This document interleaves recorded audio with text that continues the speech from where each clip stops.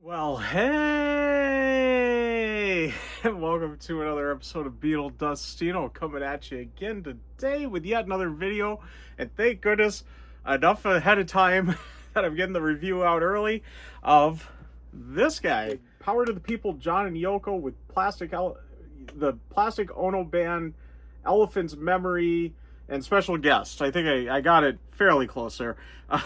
But yes, the box set featuring the one-to-one concerts, the new version of Sometime in New York City, which, wow, I'm really blown away with the new form of the album, the reimagining of the album.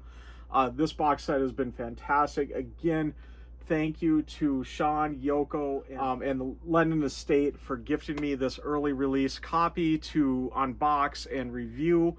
And you've seen my unboxing. Here's the review. But let's hear some more about that after the intro. Of course, the Power to the People box set. I'm just going to keep it at that. That to me is what it is. The Power to the People box set, the Ultimate Collection box set. What a fantastic addition to this Ultimate Collection so far. I don't know whose face you're getting on there right now. Is it Yoko's or John's or both of them? But anyways, I am just absolutely in love with this box. I absolutely love all the Ultimate Collection so far. They have knocked it out of the park every time.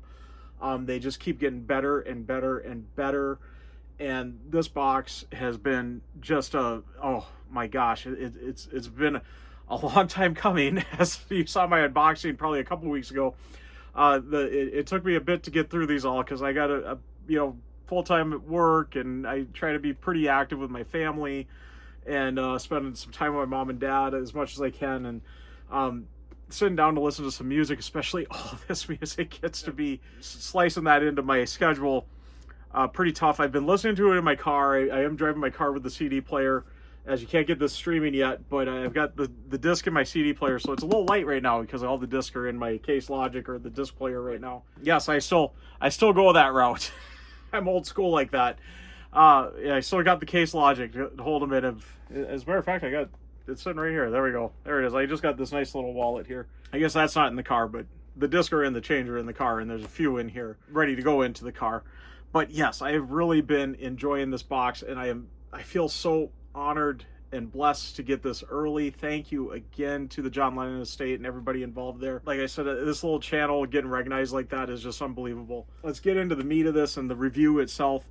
You've seen the unboxing. I'll have the video link there, and I'm sure you've seen everybody else kind of unboxing theirs too, that's got the early copies.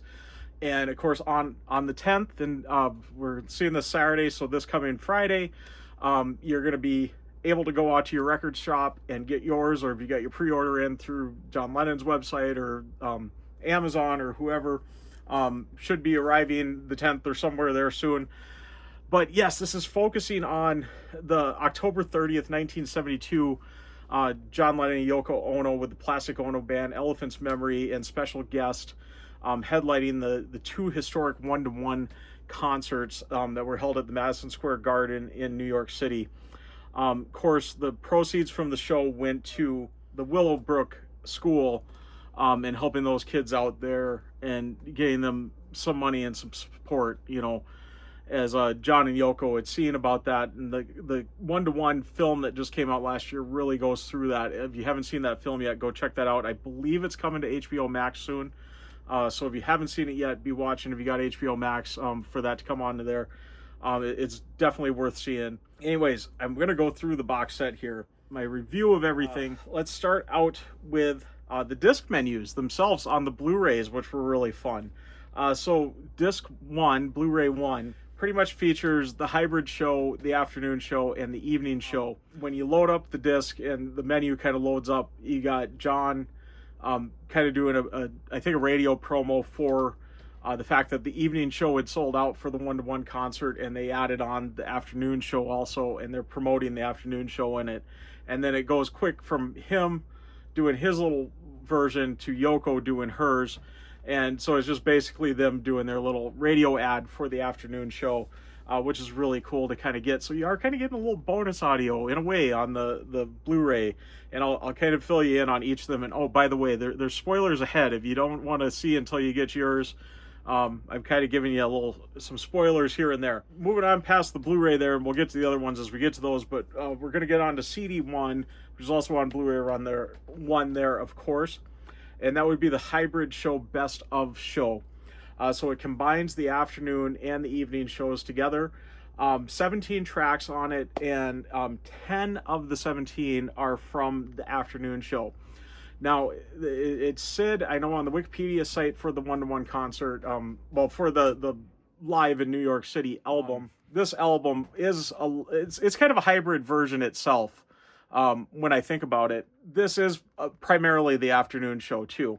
And I know Elephant's Memory wasn't happy about that when Yoko decided the tracks that she used on this, as they felt that the evening show was a little bit tighter. Well, I got news for you guys. I think the afternoon show was the better show, and I think that shows with them choosing 10 of the 17 tracks to represent the hybrid best of from the afternoon show.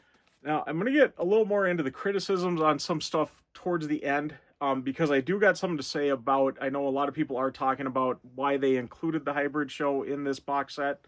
One more disc, adding, that much more cost to it. I'm going to give you my thoughts on that towards the end, so stay tuned for that. But I'm going to move on to CD2, which is the afternoon show, and kind of some thoughts on that. Now, so far on the concerts themselves, I just got to say, John and Yoko's vocals are right up front, just absolutely beautifully heard. The band sounds great. The mixing that I know Sean and crew, Paul Hicks, had a tough time working with, due to weird mic setups and changes between the afternoon and the evening show. It sounds like it was a big challenge to do, but they did a spectacular job. Everything is sounding great. I really like their choice to really put the vocals really up front. Even when John's doing some of the background vocals for some of Yoko's stuff, even though he's not maybe quite perfect with her and everything, it still is great hearing his voice there. It really feels like you were at the show with it. I really commend them on that. I think they did a really fantastic job. And I'm going to put a little disclaimer here right now, as I'm just oozing praise on them, that we are not told, getting these gifted to us, to just ooze the praise on them. They want us to be critical and, as criticize where need be and critique where need be. And like I said, I'm going to get to that towards the end. But right now, you're going to hear a lot of praise because I really like this box set. And there isn't a lot to criticize and, kind of go on that. So that's why we're kind of where we're going with this on this. The only thing I noticed with the afternoon show is maybe Elephant's Memory was a little correct. The band did seem to be a little more off. The vocals were great from John and Yoko, but the band did seem to be a little more off than they were. And not saying the vocals, were perfect. I think it is the better show. And I think that does show with a lot of it being chosen for the best of hybrid show. The thing with the evening show, it starts out, it probably is a little better up until John sings Mother. After Mother for John, his voice was gone. With that real high shrieking and stuff that he does with that, the screaming, kind of really getting that out there, his voice was shot. He even acknowledged it. Yoko then soon after that did We're All Water, and in that she's also very much that kind of screaming, shrieking kind of thing, and her voice went. So now you've got both John and Yoko's voice just shot for the rest of the show. And there were several songs after that. However, the two tracks on the Best Of show are the last few from the evening show on that. So that just kind of hit me as I was thinking about that three of the seven, with four remaining, that's where my mind was going, are from that evening show towards the end there, after where you could tell that it kind of went down. And maybe the band was a little tighter at that point, but I think the vocal wise it was, and I think they picked the right song here and there, the best they could on that. On the afternoon show too, John did mention a couple of times, well, welcome to the rehearsal.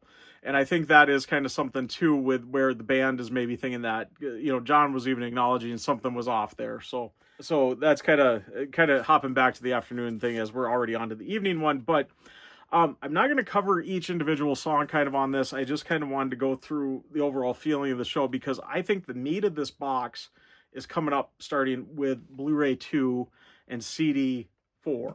I think the one-to-one concert was very important to have on here. I think it's the most important part of the box, but the meat of the box is what's coming up. So if that makes any sense, I don't know if that makes any sense. As I was saying it out loud, it sounds a little weird, but I think, yeah, the focus and the most important thing to me is having those one-to-one shows. Now, I'm not mentioning about the one song left off.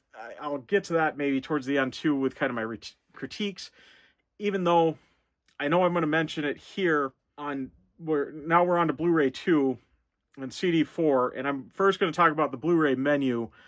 This one, it's promos and reviews for Sometime in New York City is what you're hearing in the menu here. And it's really kind of funny. The promos are promos, so of course they're not going to be criticizing or anything or praising the album. It's just, this is what's available and this is what you got. And it's got some snippets from Sometime in New York City, Sisters Oh Sisters, I think are the two main primary songs that are used in there.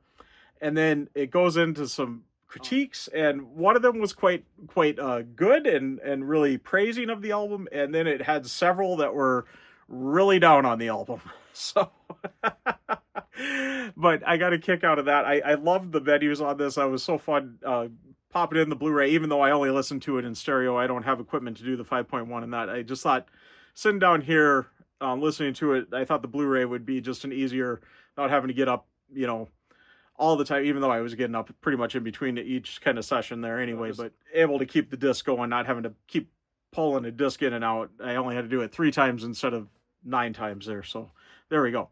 Anyways, yes, let's get on to CD4 and New York City, The Ultimate Mix, which kicks off Blu-ray 2. I was absolutely blown away by this new mix of the album. The one thing in here is a lot of times with these Ultimate collections, you've got like the raw studio mix version, which is kind of before they put all the finalized overdubs on it. You don't get that with this one, because I think that this version of the reimagined New York City, as it's now called, not Sometime in New York City, is the raw studio mix. And it sounds so great just because of it.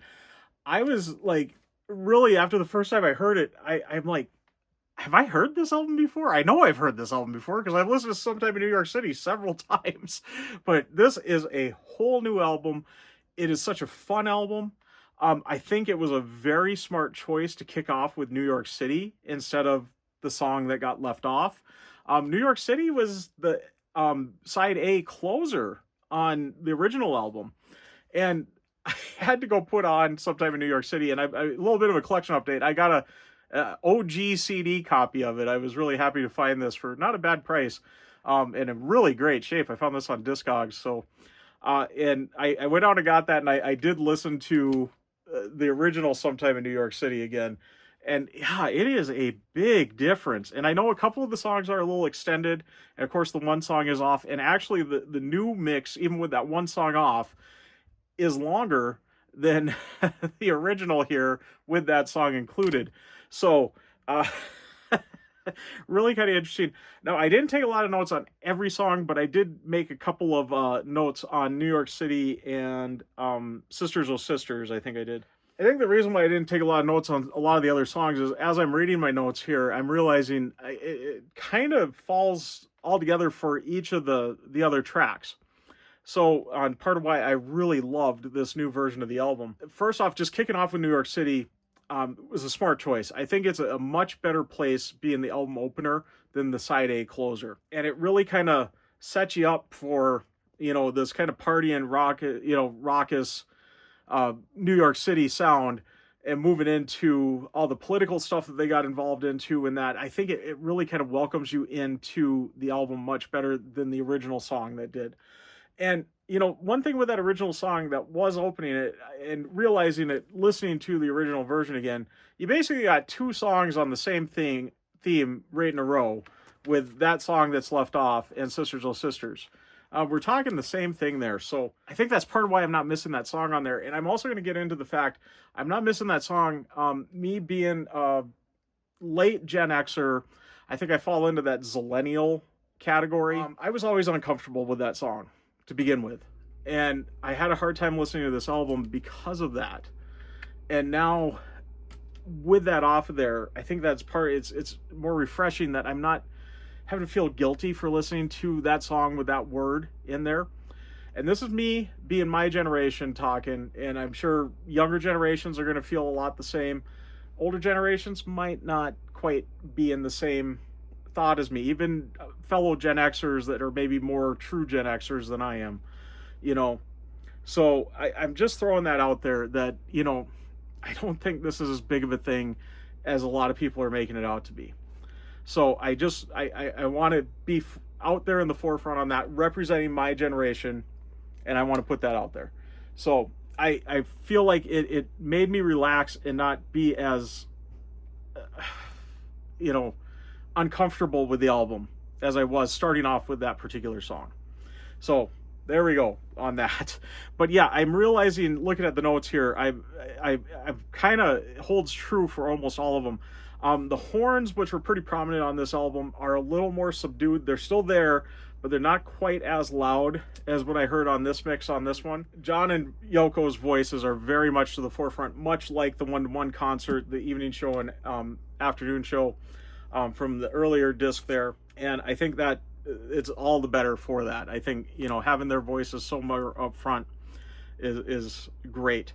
I also really love the studio chatter in that. This is kind of a raw studio sounding album, you know, like that kind of live in the studio type album, and taking off a lot of those overdubs and, you know, just putting it more kind of into, and not that there isn't all those overdubs there, because one of the songs, when I get to the Elements mix, really blew me away on the layers on it, which it is a Phil Spector Wall of Sound album. He did produce it. Oh yeah, the piano really got brought to the forefront also over that real rock and roll piano. I've noticed it before, but not as strong, and I really like the piano being a little more to the forefront over the horns on that. And I think with their vocals also being more to the forefront, the lyrics are more understandable and impactful even. So I think that really helps too with, you know, not having their vocals so buried in the mix like John liked it to be. Getting those out there a little more forefront, I'm able to understand, because they were trying to put a message out here, and being able to understand what they're saying a little better, which, I mean, yeah, the lyrics are written all over the cover of the album on the original one, so it's not like you aren't seeing what they're saying, but now really hearing it and, you know, really getting to enjoy it through that, I think is great. So, I'm going to move on to CD 5 now, which is still on Blu-ray 2, and that will be the New York City Evolution documentary. This has always been a key point to the Ultimate Collection boxes, and always a really fun listen for a lot of people, because it goes from kind of the original kind of the demo, kind of moving into, as they were kind of tweaking some lyrics, tweaking some sounds to it, tweaking that, and as it kind of evolves into the studio there, kind of rough rehearsals to start out, and then as it's getting a little more polished as the studio goes, all the way up almost to the point of almost what it sounds like on the finished album. And I think it's always been a fun listen to on that, and I think they really did a great job on this one too. I've got a few notes here. I think on New York City, I wrote, I got a good laugh at the point where John's talking, "That's what you get for being a pianist." I got a pretty good laugh on that, and I know he was meaning to say it like the other word, but I got a pretty good chuckle out of that one as I'm getting it again, as I just said it too. Love too that he even mentioned he didn't want that super polished, clean sound for the track New York City. I think he said that to Phil at one point in one of the little studio chatters, kind of in the Evolution documentary there. And I think that kind of shows too with this new version that it is a little more of that kind of raw studio kind of feel, and not quite as polished, and I think that really helped that out. The album, I forgot to mention too, the original album did sound like, I think Andrew Dixon, I think, uses this phrase a lot, that it was recorded in a tin shed. Yeah, I definitely got that out of it, and it doesn't sound that way anymore at all. It sounds like it was recorded in a really good studio now, not some old rusty tin shed. Another one that gave me a pretty good chuckle, I know at one point, kind of in the studio chatter throughout the Evolution documentary on New York City, he asked for some grass, and then it cuts right to the line about have a marijuana if you can. I got a little chuckle out of that he was having a marijuana if he could in the studio there. If somebody would have handed him the grass there, I suppose. The next one up, Sisters Oh Sisters. I wrote here, it started out as a very folk song. Like, I could see Sin singing it around a campfire, the way that the Evolution documentary kind of starts it out. And it really blew my mind realizing the layers to that song, as it kind of morphs into almost kind of a reggae sound next. And you still kind of got that folk sound to it with the kind of that reggae vibe. And then you get the strings added in on top of that. And that we'll get to the elements mix with that, because all the elements mix were strings. So, and it's kind of also got that 50s rock and roll kind of sound to it. So it's kind of an interesting sound. I've always thought that was such a funky sounding song, and now hearing those layers of it in the Evolution documentary there, that kind of that folk 50s rock reggae plus some strings added on really gives it that really funky, interesting sound. I've always loved Sisters of Sisters. It's probably my favorite. I know a lot of people like We're All Water, but I would say Sisters of Sisters is my favorite one off of the, as I'll call it on this, the New York City album, but sometime in New York City. I've always really gravitated to that song. I love the meaning of it. I love everything on that. And now kind of seeing the layers of the funkiness of what's going on there really gives me a new appreciation for that song. So rest of the songs, Attica State, I thought was pretty straightforward in the Evolution there. Born in a Prison, I love kind of John's chatter, giving Yoko kind of the notes on her vocals there, on kind of what to do. I love their interaction in that, getting to hear that. Sunday Bloody Sunday, thought was pretty interesting with, had such different lyrics initially in that initial kind of demo. They were starting to rehearse in the studio there, and as the lyrics kind of evolved there, I thought that was really interesting. A true evolution that you kind of heard there. And I did have another chuckle moment in this as I wrote it. I hope I'm quoting John right here on this, but this was my chuckle moment from Sunday Bloody Sunday. He says, I want to get onto that female lib song before McCartney gets onto that. I got a pretty good chuckle out of that one. Yeah, John's humor just always gets to me no matter what. And I mean, all the way back to the Beatles days, and all of them were quite funny in their own ways, and all of them had such a different comedy style, which I really like too. And, getting to, hear just John, chatting with everybody in the studio and stuff, I think he would have been so fun to work with. I really do. Not that any of the rest of them would have been, not fun to work with either. Paul probably would, he's a little bit of a perfectionist, and he might have been a little tough in the working environment there, but it seemed like John and all these Evolution documentaries and studio mixes and stuff that you hear on these ultimate mixes, it sounds like the studio would have been a fun place to be at with John there. Phil Spector, maybe not so much. He seemed a little too intense for me, but John did keep it a little light with everything. And I think Yoko was always very fun too in the studio. See, I got written for both The Luck of the Irish and John Sinclair. The evolution on those seemed pretty straightforward. Nothing really stood out to me. Obviously fun to really listen to, but nothing really stood out super strong. Angela, I really loved Phil's interaction with John, and John's frustration with him, and how much John was standing up for the band in that situation there. I did love seeing that. Like I said, it seems like John would have been fun to work with, and he really wanted to, stand up for those bandmates of his. Which I thought was great. That was really all that I had on Angela there. We're All Water. It was really short, the Evolution documentary on it. And I mean, much shorter than the song. So that was kind of a rare one on that. And I wrote just Yoko doing Yoko things. Not much of a evolution. Really short. It was my note on that. And so that should get us through the Evolution documentary there. So moving on to CD6. Still on Blu-ray 2. We got the New York City Studio Jam. And I'm not going to go through, I kind of wrote some notes on it. I didn't write much more than kind of who they were playing. But the jazz freak out, just kind of the horns doing kind of a jazzy thing. I think that there was some drums in there too. And then it kind of moves into You Can't Sit Down. So moving from that kind of jazzy thing into the rock and roll. And then we had Roll Over Beethoven. I wrote kind of fun hearing them kind of evolve from one rock and roll classic into another one. I mean, this studio jam was just a jam of old rock and roll, and it was great. Because then we go from Roll Over Beethoven to Honey Don't, Ain't That a Shame, doing a little Fats Domino there, so Chuck Berry into Fats Domino. My Babe, which is a Willie Dixon, I'm sorry. I know there's a Willie Nelson one coming up here. But yeah, Willie Dixon cover there. Send Me Some Lovin', a Little Richard number there. Fools Like Me, a Jerry Lee Lewis one. Down in the Caribbean, that's the Hank Snow with Willie Nelson on that one. I found out. And then Happy Birthday to Yoko was just a really fun little moment there. I'm sure it was Yoko's birthday and they all sang happy birthday to her, but not the typical happy birthday song. It was a really fun little song. Really fun to hear there. And not even the Beatles' birthday at all kind of went in there. It was his own little thing, which was really kind of fun. And then it went into That's Right, another Carl Perkins one there. Not the Sierra song I wrote. Because when I was searching it to make sure it was Carl Perkins, it kept popping up as Sierra, I guess, has got a song called That's Right.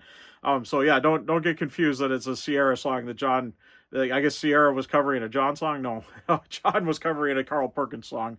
And I guess Sierra has also got a song that is named the same. All right. Moving on. Don't Be Cruel / Hound Dog. A little Elvis moment there, of course, with Hound Dog, Big Mama Thornton. And then it went into Yoko's Rhythm. Just Yoko just kind of jamming out and doing her thing on that. To a whole lot of Shakin', I'll Be Me.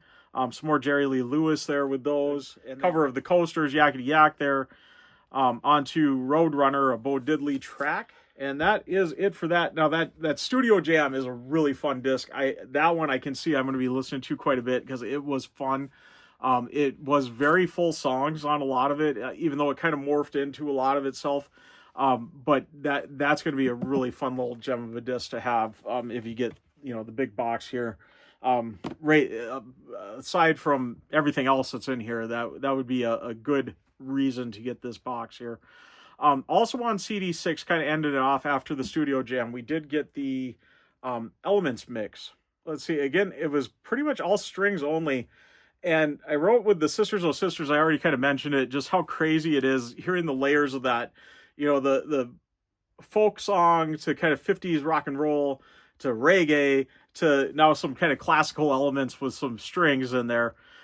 Just what a crazy funky song that is. I absolutely love Sisters Oh Sisters. I'm going to keep gushing about Sisters Oh Sisters.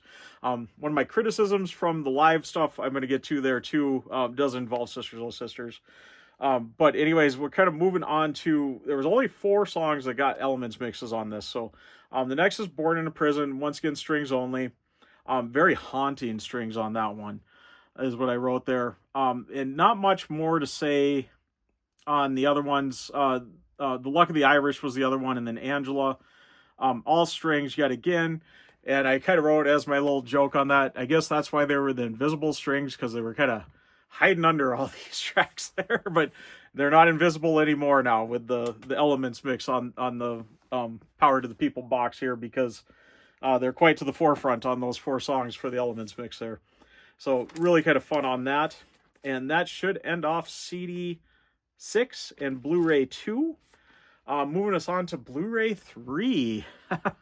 So now we're getting into kind of some live performances and stuff. And on this one, the Blu-ray menu notes I got here is the phone conversations that John would record. And this one was a really kind of fun one. It was also in that 1-to-1 film with John's conversation with Alan Klein talking about the John Sinclair rally.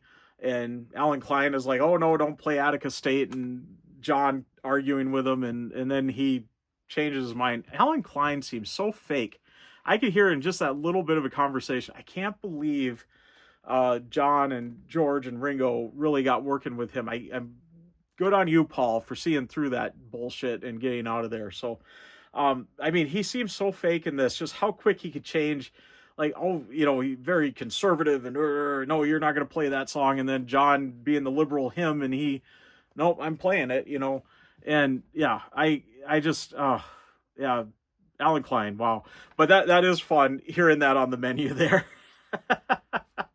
But now we're going to move into CD7 and the first bit of Blu-ray 3, which is the Live Jam, is what they call this disc. And it's basically disc 2 from Sometime in New York City, the live tracks that you got on that one. Just cleaned up, really sounding good. And I'm going to take my notes here. John's and Yoko's vocals in the forefront, nice clean sound on all of it. But I am going to get looking at the printout I got here. I kind of go through each of the tracks and where they're coming from. So this one, like I said, we're pretty familiar with.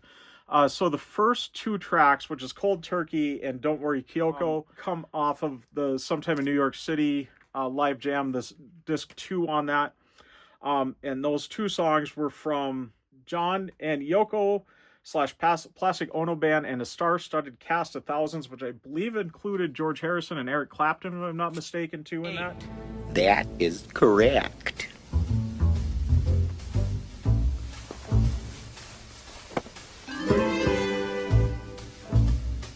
And it was the Peace and Love for Christmas in aid of UNICEF live at the Lyceum Ballroom, the Strand in London, December 15th of 1969. So some of the earlier stuff on here, which I was really kind of surprised about because they really focused on 71 and 72, but because I think it was part of this album, I think they were trying to include it with that. Yeah, like I said, just everything sounds so great with their vocals up front, really clear. The bands sound great, and then we got just those two tracks on that one. Then the part 2 of it, we move into John and Yoko with the Plastic Ono Band, with Frank Zappa and the Mothers, the Fillmore East, New York, June 6th of 1971. With that one, we get Well Baby, Please Don't Go, Jam Rag with Say Please, King Kong, and Auk, all in there. I believe I said that right. And it does break down on the Blu-ray disc. Each of those kind of gets, it's Jam Rag, Say Please, King Kong as its own, and then Jam Rag, Auk, all kind of their own track on the Blu-ray listing there. So that kind of threw me off for a second because I'm like, wow, did we get something added in? But I'm like, oh no, it's all the one just kind of put together. And then Scumbag is also on there, and is it Ow or I don't know. AU live, track 6 there. But yeah, like I said, we've been pretty used to all those. Nothing really new there. As I'm sure most of us have got a copy of this in some form in our collection, whether it be vinyl or a CD or several versions of the CD. Most of those have been on there. They weren't on, not all of the stuff with Frank Zappa was on the reissue that came out after this one would have been out. And then there has been another reissue since, the remastered one in 2010, that did include it again. Kind of moving on to CD 8, Blu-ray 3, and it's labeled as Live Jam, still on Blu-ray 3, I should say, but now moving on to CD 8. It's labeled Live Jam 2, and the first part of it is John and Yoko, the Plastic Ono Band, with David Peel and the Lower East Side live at the John Sinclair Freedom Rally, is it Chrysler Arena, Ann Arbor, Michigan, on December 10th of 1971. And on this one, we get 4 tracks from this set, 2 of which have been out there, 2 of which have not. It kicks off with Attica State, the one that Alan Klein didn't want him to sing. That was a new one to us. The next one was Luck of the Irish, which we have had before. As I'm sure probably also several of us have got the Lennon Anthology box set, and specifically off of the New York City disc out of there. That would be on there too. Also, it would have been on, I'm sure again, a lot of us got this in our collection, the acoustic album, compilation album that came out. Those 2 have both been on there from Luck of the Irish. Sisters Oh Sisters was also in here. That one we haven't had before. John Sinclair was on those also, as I was kind of showing there. Again, really good on the vocals. The band, nice and clear on that. Very acoustic sets on all of these. Yeah, kind of a little note that I got, John talking to the crowd, and I always hear people kind of criticizing Ringo with the Peace and Love. Oh, it doesn't work, and why are we always saying it? Well, John, I think, summed it up pretty good here. And, I always hate hearing Beatles fans kind of criticizing, saying peace and love or talking that, because the Beatles were all about that. I mean, all the way back to this. And John said something before the set there. He said, flower power didn't work. So what? We start again. I loved that. I loved hearing that. And I think I just kind of wanted to point that out, that yes, Ringo saying peace and love all the time. Yeah, it might get a little annoying maybe. It's good that he's saying it. Never criticize him for saying it, because everybody needs to keep saying peace and love, especially with all the crap we got going on in the world right now. I think if all, half of us were saying peace and love instead of the hate and whatnot that's being spewed out there, I think we'd be in a much better world. And, I'd like to get it even more than half of us all saying that. So, like John said there, it didn't work, so what? We move on. So there we go. We start again. There we go. All right, that really stood out to me, and I just wanted to kind of point that out. Moving on to the next one here. Live at the benefit for the families of the victims of the riot at Attica State Correctional Facility, held in the Apollo Theater, Harlem, New York City, December 17th, 1971. And again, we've got 4 songs, or only 3 tracks in this one, one of which we've already had, or no, 2 of which we've already had, one of which we haven't. Obviously, if there were 3. But Attica State, obviously, is going to be kicking that one off. And that one, again, we had on Anthology here with the New York City disc out of the Anthology box. And then we also had Sisters Oh Sister, or no, where am I at? Yeah, Sisters Oh Sisters, that was right. That's one we haven't had yet. As I kind of was missing that off of the one-to-one, I realized there are quite a few versions of it out there on the rest of the box, so maybe that was part of why they left it off of the one-to-one concerts performances. But, like I said, I'm going to get to the criticisms a little more towards the end. I just pointing that out right now as I'm realizing we just went a few tracks and we already got Sisters Oh Sisters again. Yeah, literally a few. 3 tracks later and we got Sisters Oh Sisters again. And then we got Imagine was the other one, and again that was on the New York City disc from the Anthology box, and also available on the acoustic compilation. That would be it for Attica State benefit for their families. Just a note on the Attica State, little note that I put down on this. I love John talking to the crowd about how he lost his old band and he's still trying to put the new band together. So again, we got just pretty much an acoustic set on this. So, moving on next on the Live Jam 2, still on CD8, still on Blu-ray 3. John and Yoko with the Plastic Ono Band live on the David Frost TV show, The Little Theater, 240 West 44th Street, New York City, December 16th, 1971. The intro of which was featured, I believe, on this CD, on this box set, but not any of the music off of it. So just the intro was on there that I found. This one we got featured, so everything on here is all new stuff. But we got Attica State again, Sisters Oh Sisters again. So like I said, not really missing it too much, even though I think it still should have been on the one-to-one, on at least one of the performances. And then John Sinclair once again, they had done on that. I noticed in the Attica State one, John kind of was flubbing the lyrics when he was doing the background for Sisters Oh Sisters. On this one, he knows the lyrics better on the David Frost show, but he starts to flub them towards the end, and it also kind of throws Yoko off, I noticed on that, which I got a little bit of a kick on that. And still an acoustic set pretty much on that one. And kind of concluding on CD8, but still sticking with Blu-ray 3, as we're not concluding Blu-ray 3 yet, but we are concluding Blu-ray, or CD2, or 8. Wow, I'm getting all over the place. We got John and Yoko with the Plastic Ono Elephants Memory Band, live on the Jerry Lewis Muscular Dystrophy Telethon, Americana Hotel, New York City, September 4th of 1972. And again, we get available, the kind of the intro of it is on the Anthology box set on the New York City disc in there, but none of the music from it. So all the music from this again is new. And we do get on this one Imagine, Now or Never, which was a Yoko song, and then Give Peace a Chance, which Jerry kind of joined them in on there. And that was really kind of fun to hear. I'm glad that all this was included. Now I am going to get in my kind of notes on it, my thoughts at the end. There is another live performance that I realized happened right around this time that was not included in this box. I'm a little surprised on, and I'll get to that kind of towards the end there. But we are going to move on to CD9, Blu-ray 3, which is the Home Jam, which I think is one I was really curious to hear because there was a lot of new music on that. And kind of speaking of new music, I kind of forgot to say this at the beginning. There's 121 tracks on this, 90 of which are new, never before heard. Pretty impressive on that. And this whole disc is all new. And it breaks down, I think, into kind of 3 sections here. The first one is the home recordings at the St. Regis Hotel, New York City, September 10th, 1971. Just like I kind of suspected when the announcement of this came out, I kind of figured these were going to be just short little snippets, nothing really major or massive. The Studio Jam disc from the New York City stuff has pretty much full songs on it, which is really cool. And this is kind of similar to what he's doing here. He's kind of doing a lot of those old rock and roll songs, but in this, it's just little snippets. It's not full songs by any means, and there's a lot of stuff going on in the background around him.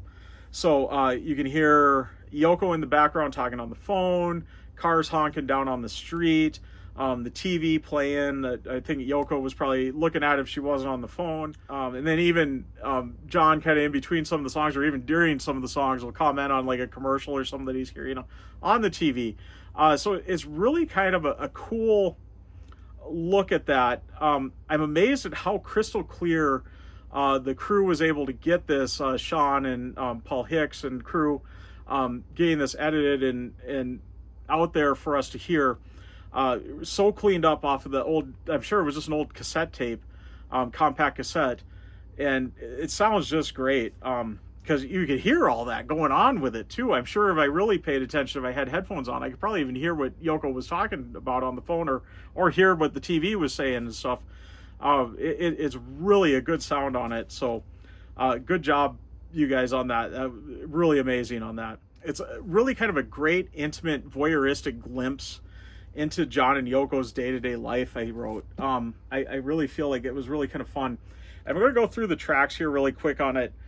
So like I said, though, the home recordings at the St. Regis Hotel in New York, September 10th of 1971. And it starts out with Shazam, moves into Honey Don't, Glad All Over, Lend Me Your Comb, Wake Up Little Susie, which this part of Wake Up Little Susie was really short and barely noticeable that he played it, and then he kind of broke into New York City, the song New York City, but with completely different lyrics on it, so it must have been kind of work in progress, or he was just goofing around, I don't know. And then it goes back to Wake Up Little Susie, and this time he did understand that it was Wake Up Little Susie. And then he answers the phone in the next one here, which is labeled Hey, ¿qué pasa? And he pretends like he only knows Spanish and tries to get the guy off the phone.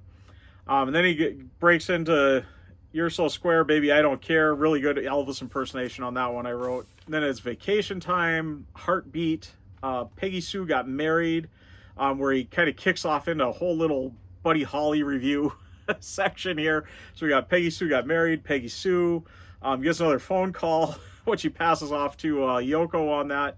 And then back to Peggy Sue again. The track is listed as Now We'd Like to Change the Mood a Little, and that's all that it says on the printout here. But what he says is a little lighter like asphalt, and I got a big little chuckle out of that again. Another chuckle moment there. Then he goes into Maybe Baby, Mailband Bring Me No More Blues, on to Rave On, kind of finishing his little Buddy Holly review there, which was really kind of fun. But like I said, it's just snippets. None of it was super long. Wasn't the full songs. You had all that background noise in the background, but everything is crystal clear and really great sounding. It was a fun listen, and I don't know I'll go back to it again as much as I will the live jam, the live studio jam disc, but it's really a fun one to hear. But it doesn't end there, because we still got a few more. We got another day here. I'm still at the St. Regis Hotel in New York City, this time on October 27th, so about a little over a month and a half later, October 27th, 1971. I Got You, which I did write a little note here. Yoko singing along was great. You can still hear that TV in the background. And he breaks off into High Heel Sneakers, Slipping and Sliding, and Gone From This Place. And then we kind of conclude moving on, new location, a new date. We're now December 10th of 1971 on the Campus Inn at Ann Arbor, Michigan. And we go to Send Me Some Lovin', He Got the Blues, Win the Teacher, Pill, It's Real. The next section, kind of still at the Campus Inn in Ann Arbor, Michigan, still on December 10th of 1971. I'm guessing Phil Oakes probably came into the room at this point and just kind of wanted to jam with John. And we got 4 songs there, which this seemed more like a Phil Oakes section here. I think John was playing along and jamming, but you don't really hear his vocals too much in any of this. I know there was one of the songs, I didn't write it down, but at least one of the songs you do hear John kind of singing along or saying something. But it's basically I Ain't Marching Anymore, Joe Hill, Chords of Fame, and Ringing of Revolution. And that'll conclude the tracks on the box here. Let's see, so let's kind of get into my overall thoughts on it here. Kind of hold it up here. We'll kind of move it back and forth here.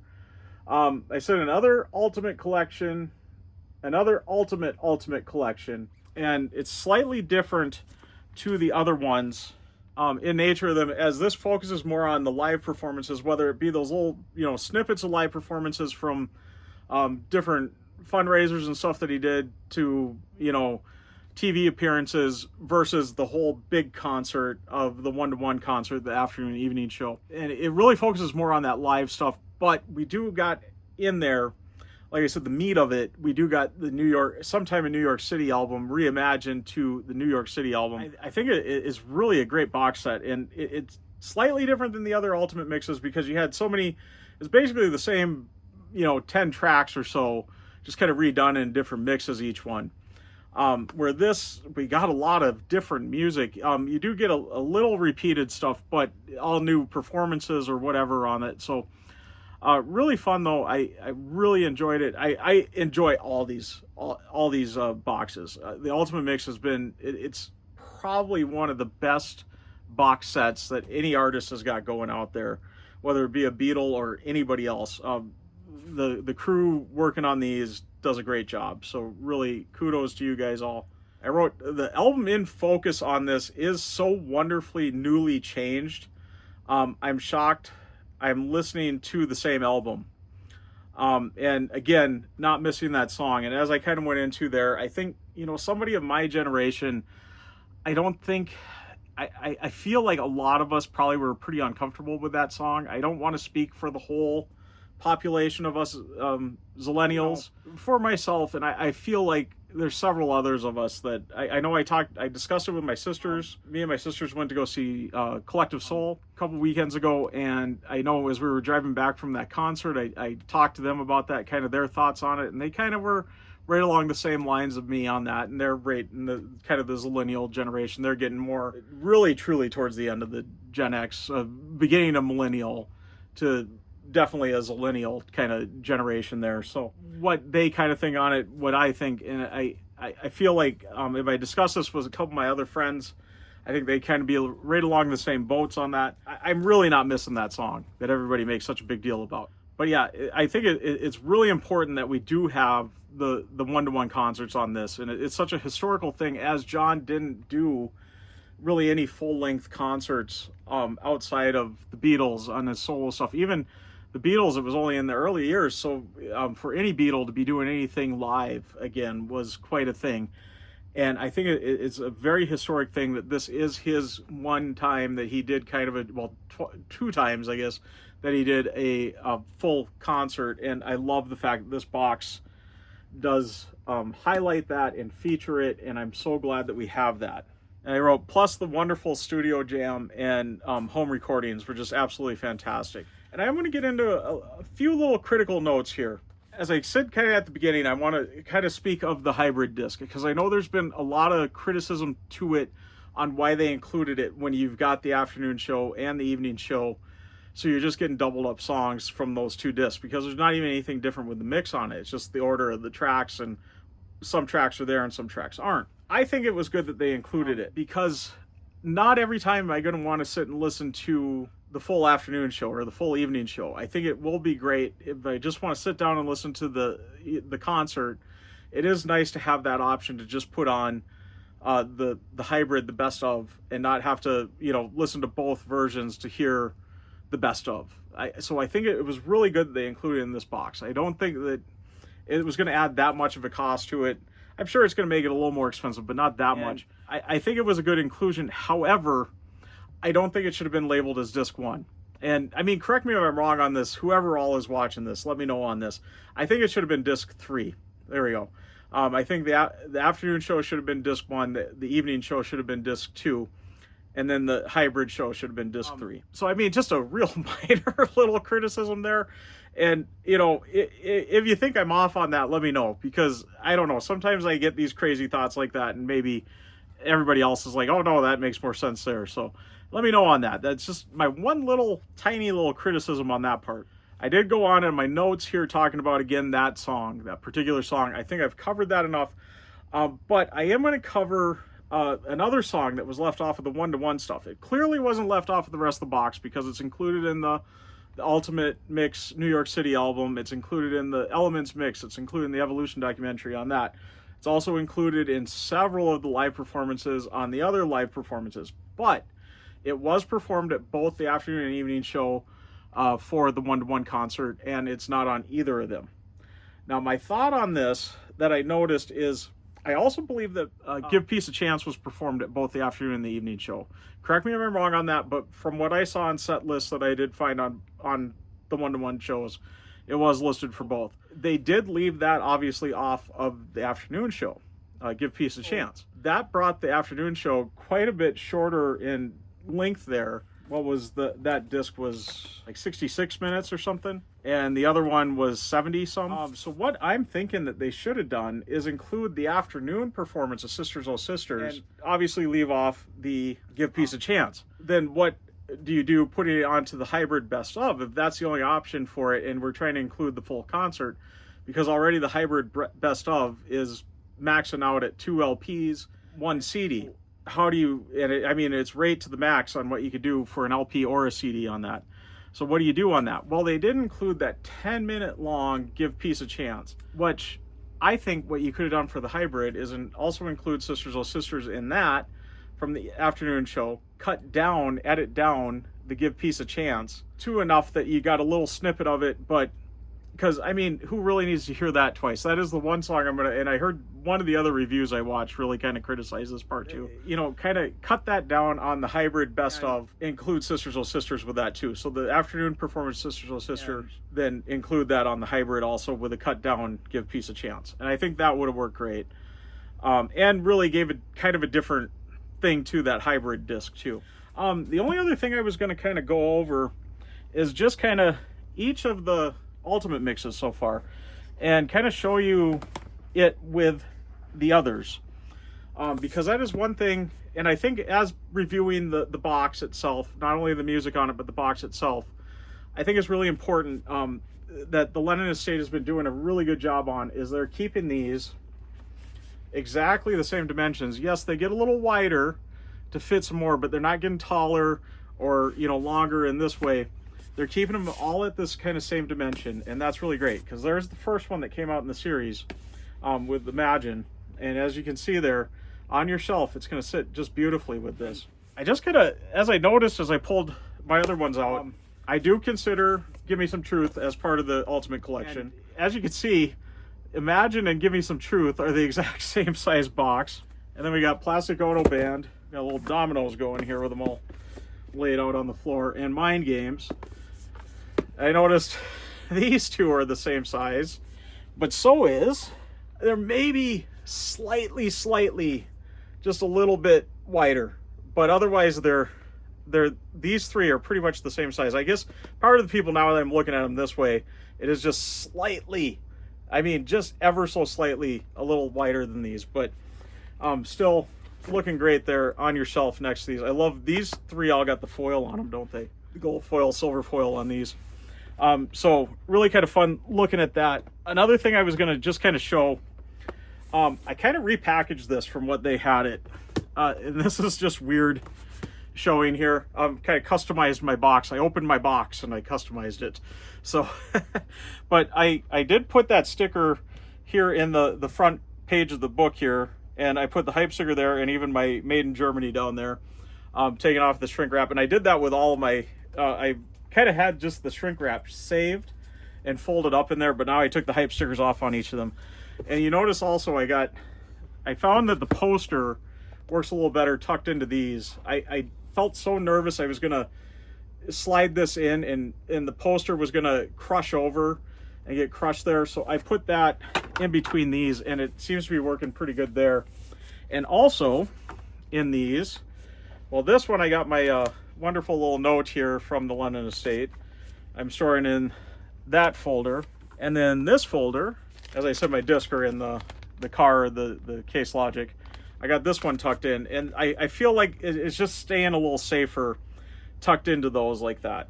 So I just kind of wanted to put that out there, a little review of the box and kind of storing and everything on that. I felt like that was an important part of my review here too. So just kind of wanted to share that. I felt a lot safer storing it that way, especially sliding it in and out as I'm listening to the disc.